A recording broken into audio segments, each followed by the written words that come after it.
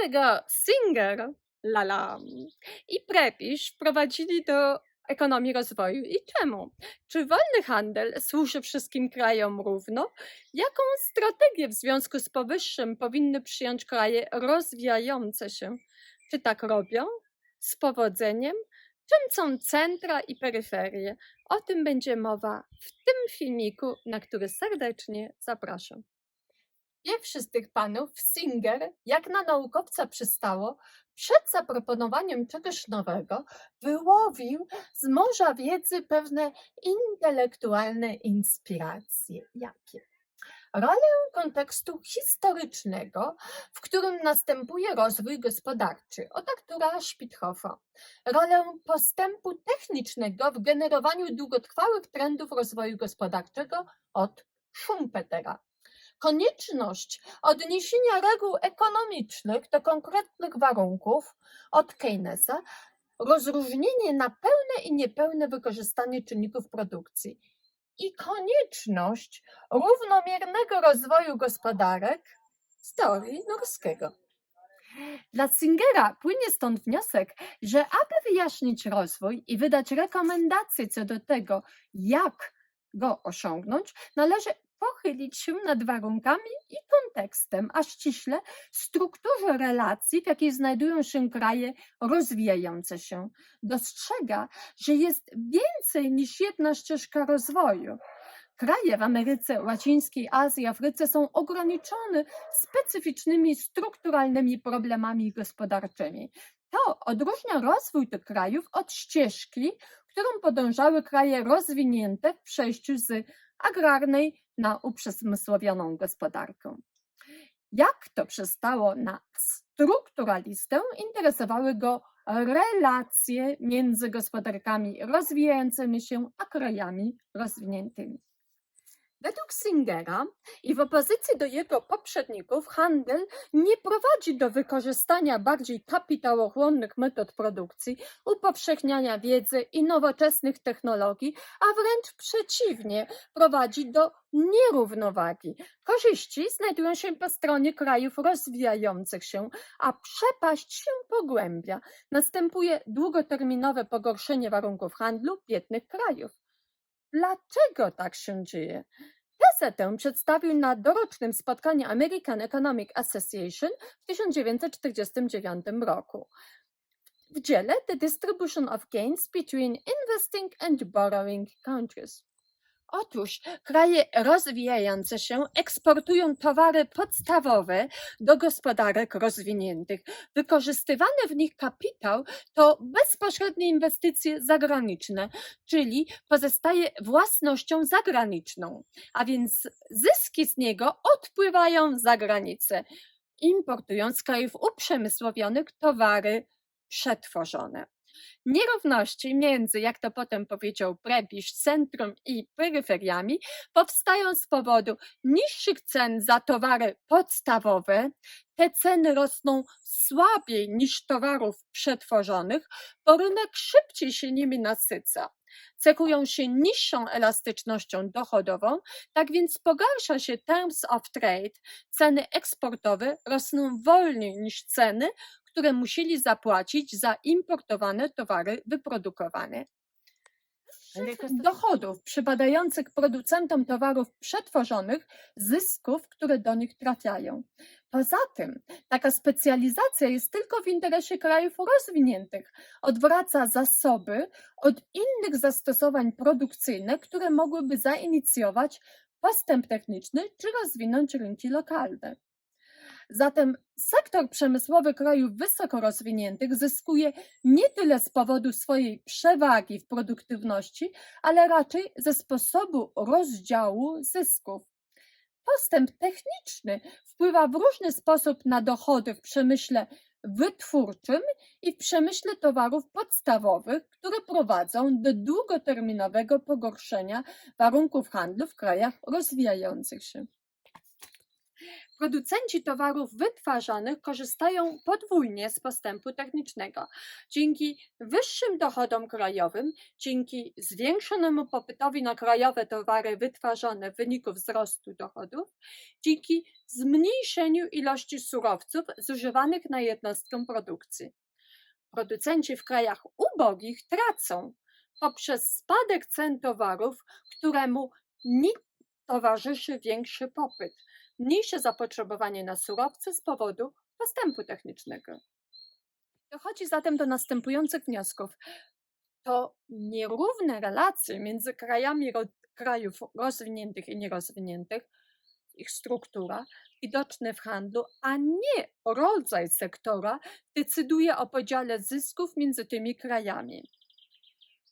Uprzemysłowienie i dywersyfikacja przemysłu eksportowego w krajach rozwijających się nie są wystarczające, aby zrównoważyć nierówny podział zysków z handlu i inwestycji. Czyli sama modernizacja nie wystarczy. Drugi z panów, Prebisch, podjął niezależną próbę wyjaśnienia nierównego wkładu handlu i postępu technologicznego w dochody narodowe krajów słabiej rozwiniętych i uprzemysłowionych. Wolny handel może nawet zaszkodzić, co obrazuje na przykładzie krajów Ameryce Łacińskiej. Nierówna dystrybucja zysków z handlu i technologii, która objaśnia w modelu peryferyjnym, powoduje, że kraje uprzemysłowione, centrum międzynarodowego systemu handlu, utrzymują korzyści płynące z zastosowania nowych technologii we własnych gospodarkach. Po drugie, przejmują korzyści z postępu technologicznego na peryferiach.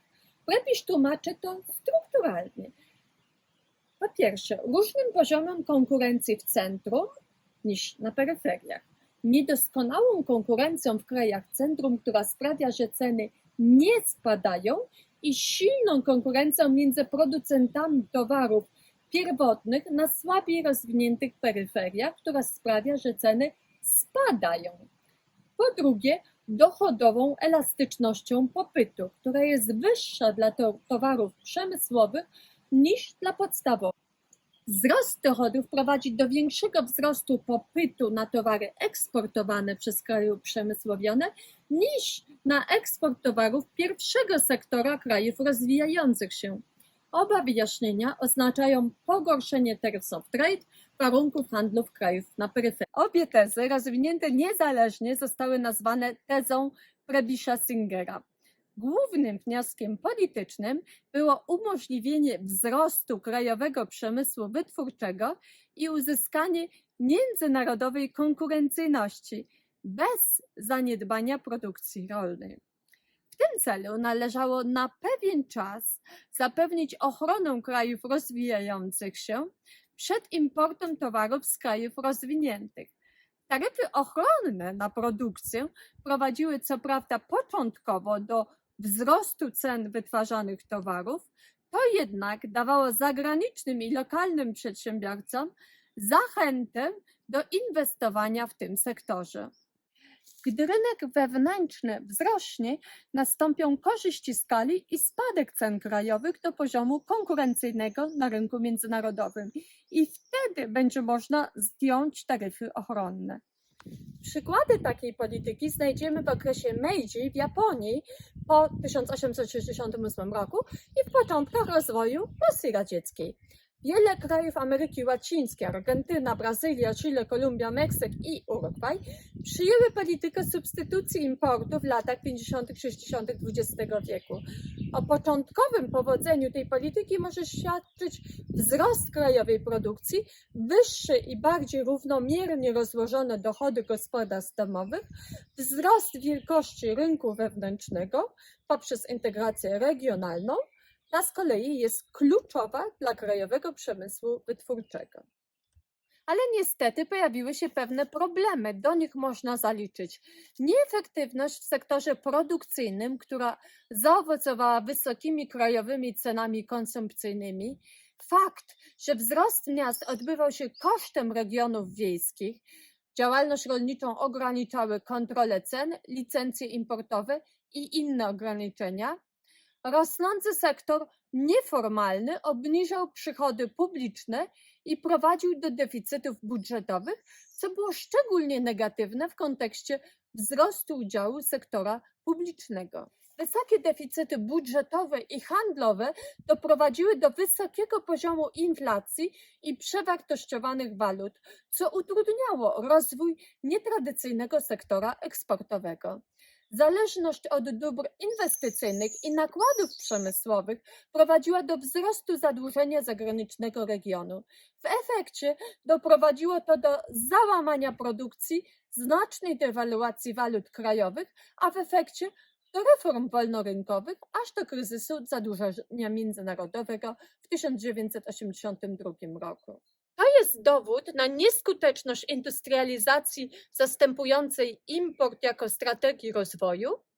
Nie, bo dobrze się sprawdziła jako tymczasowy instrument polityki gospodarczej, sukces, na przykład w gospodarkach wschodnioazjatyckich, takich jak Tajwan, Korea Południowa lub Singapur.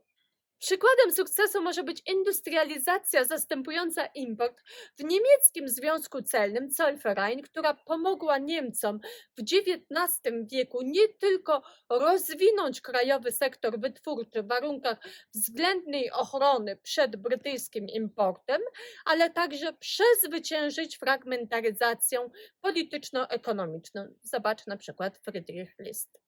Podsumowując, teoria Prebisza-Singera to teoria zależności rozwoju gospodarczego. Jest ona typowo strukturalna. Szuka wyjaśnienia procesów rozwojowych, najczęściej w strukturach relacji między krajami rozwiniętymi i nierozwiniętymi. Struktura ta składa się z 3 części: rdzenia, półperyferii i peryferii i opisuje to, jak rozwija się dany kraj w kierunku relacji centrum-peryferię, czyli dualistyczny. Rdzeń skupia kraje zaawansowane technicznie. Półperyferia to kraje ze znacznym udziałem wykształconej siły roboczej, ale o braku dywersyfikacji nowoczesnej struktury przemysłowej. Peryferia skupia kraje z rezerwami niewykwalifikowanej siły roboczej, które mają nadwyżki zatrudnienia na obszarach wiejskich oraz oparte są na schyłkowych gałęziach przemysłu. Są to głównie kraje trzeciego świata, które są producentami podstawowych, nisko przetworzonych dóbr i dostarczycielem surowców mineralnych dla krajów pierwszego świata, np. zachodnia Europa i USA. Rozwijają się w zależności od kondycji krajów bardziej rozwiniętych, uprzemysłowionych. To, gdzie znajduje się dany kraj, jest zmienne. Kraje peryferii mogą przejść do półperyferii, a z peryferii do rdzenia. Takie procesy są nazywane procesem konwergencji, doganiania krajów rozwiniętych. Można to uzyskać za pomocą polityki częściowego protekcjonizmu, produkcji zastępującej import. W praktyce taka polityka w niektórych przypadkach zakończyła się powodzeniem, a w niektórych nie. Dziękuję za uwagę.